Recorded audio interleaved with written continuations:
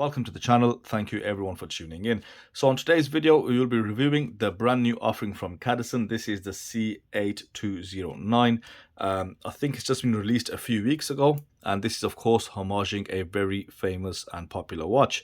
Now, as you know from Cadisen in the past few watches that we've seen, they are giving us really good value for money watches.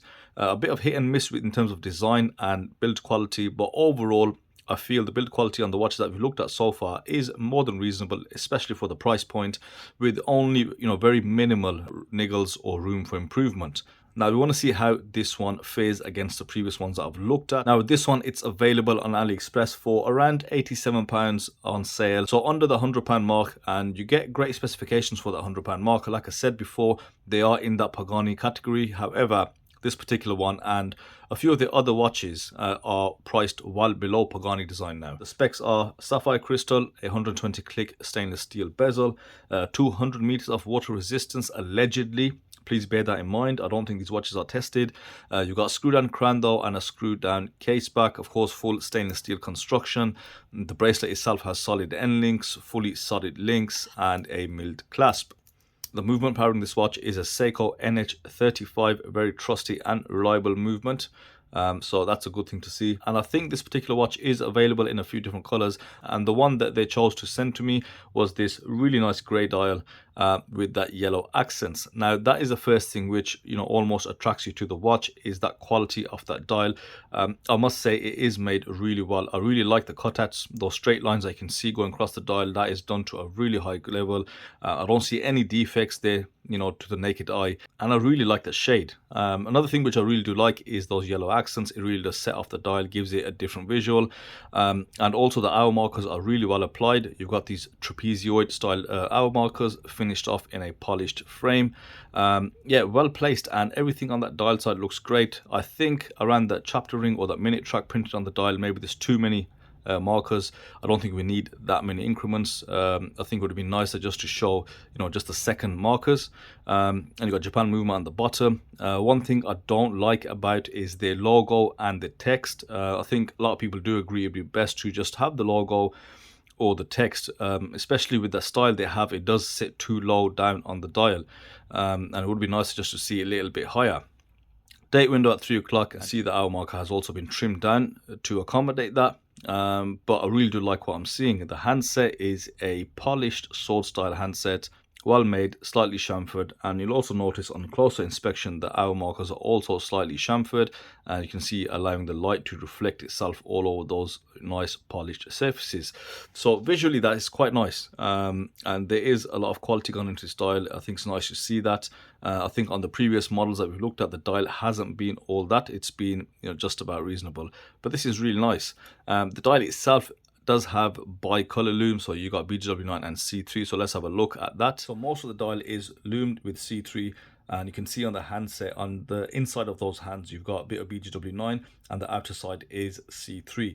Now in terms of quality of lume, the hour markers, you can't fault them. They're absolutely brilliant. There is plenty of lume applied. As you can see, it is burning a rich green color. The pip is slightly duller, and so are those tips of the handset in that green color. Not as bright as the dial, and also on the seconds hand, that tip there again slightly lesser than the ones on the hour markers. The blue is bright enough, but again it is slightly duller in comparison to the dial. But I'm glad to see they've kept the consistency of good lume on their watches, and I'm more than happy with the level of lume that I can see. Okay, let's change up the settings on the camera a bit so you can just see a bit more of the watch. It is a bit brighter now. Okay, so you've got 120 click unidirectional bezel. The bezel itself does have a few different details present in terms of finishing. So you've got this sort of sunburst brushing that you can see, and then just on the sides of that bezel you've got this highly polished surface, and towards the bottom of the bezel you've got some brushing again. And you can also see these 6 markers on that bezel, which are also highly polished. And you've got that green lume pip at the 12. Now, I think this is a perfect example to really gauge, Cadisen's idea of, good finishing. Because what you can see is some inconsistencies in that finishing. And it's at the worst spot possible. If you look at the 12 o'clock area, just above there, that brushing is a bit all over the place. It's a bit messy. If you look at the brushing on the other sides, you can see it does follow that sort of sunburst effect, going out evenly. However, just after 12 o'clock, I think it looks like it's been redone, and that angled sort of burst is gone, and it just looks very messy. And that's not the only place you see a bit of a mess. If you look at the pip at 12 o'clock, it's not perfectly circular. Yeah, that is bad, and again, just looks extremely sloppy. It's not something I really would be sending out, in all honesty. The polish markers there, you know, they're fully polished, there's no issues there, and the rest of the finishing is okay. But again, when you've got so many different types of finishing, it's very important to make sure, one, they're uniform and consistent, and they are done to a high level. Otherwise, stick to one style of finishing. Why complicate it when it's not something that, you know, the factory they've used is clearly capable of? Now let's check out the quality of that bezel. So as I mentioned, 120 clicks.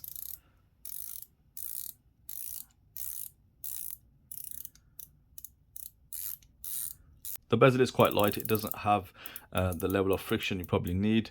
There is a touch bit of wobble in there, so you've got a bit of play in either side, and you do feel the bezel shift around on the case, so you can press on either end.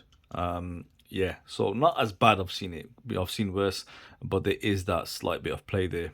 Now moving on to the finishing on the case, as you can see, predominantly brushed. I think that's a nice touch. A lot of people will appreciate that. The end links fit really well into the case, and the case itself has been made nicely. There's no sharp edges, a few facets there, brushed horizontally. You know, the crown is fully polished with that logo present, and yeah, they've done okay on the case, not bad at all, giving you a uniformed brushed surface. The crown guards are decent enough. I think the crown shape is probably a bit too squared off. It would have been nice just to have a slightly rounded off crown to kind of match that profile. It does look slightly out of place, but it's a good size, decent grip. In terms of rotation and grittiness in the crown tube, it's not bad. It's not the best, but I don't really feel any major grittiness. It does seem to work just fine. As I said, that is the NH35, and you all are aware how to use NH35, so I won't go into that. The case back is polished. You've got a diver helmet there and some specifications, including the model number, and so that's a pretty decent pattern. It's had quite a lot done on the case back, which, you know, I'll do less on the case back and put some of that effort, you know, into the bezel, for example, or the finishing on the bezel. There doesn't need to be that much detail on the case back for this watch, especially for this price point. Now the bracelet itself, it's a 3-link bracelet. As you can see, it is held together by split pins, which is not an issue. They are very easy to change, but they do give you a lot of flexibility within that bracelet side to side, and it feels extremely rattly and quite light, in all honesty. And bracelets have a way of really reflecting, you know, how well made a watch is. But I am impressed with the end links. I love how they fit into the case. It is very good. That has been machined really well, and you've got also female end links, adding nothing to that lug to lug. Now I'll get into the dimensions when I put this on wrist, and I feel we are just about ready to get this on wrist now. Here's the Cadisen CH209 on my 6.5-inch wrist, and it seems to have a really nice fit. Dimensions wise, the diameter on this case is kind of difficult to measure exactly. They state is 40 millimeters, but I was getting readings of like 41 to 41.5, which I think is a bit more accurate, in line with what the watch actually is. You've got a thickness of 12.5 millimeters with a lug to lug of 47.5 millimeters. As I said, with those female end links, that lug to lug is unaffected. The bracelet has a 20 millimeter lug width, tapers down to 18 and back up to 20 at the clasp. And as you can see, I've just stuck a bit of a cloth in there just to keep this on wrist, because I don't really have the time to size it up and go through all that. I like the clasp. You know, it's not probably correct because it's a dive watch effectively, but I like how it, you know, sits on the bracelet. I like the finishing on it, and Cadisen didn't really have the best clasps anyhow.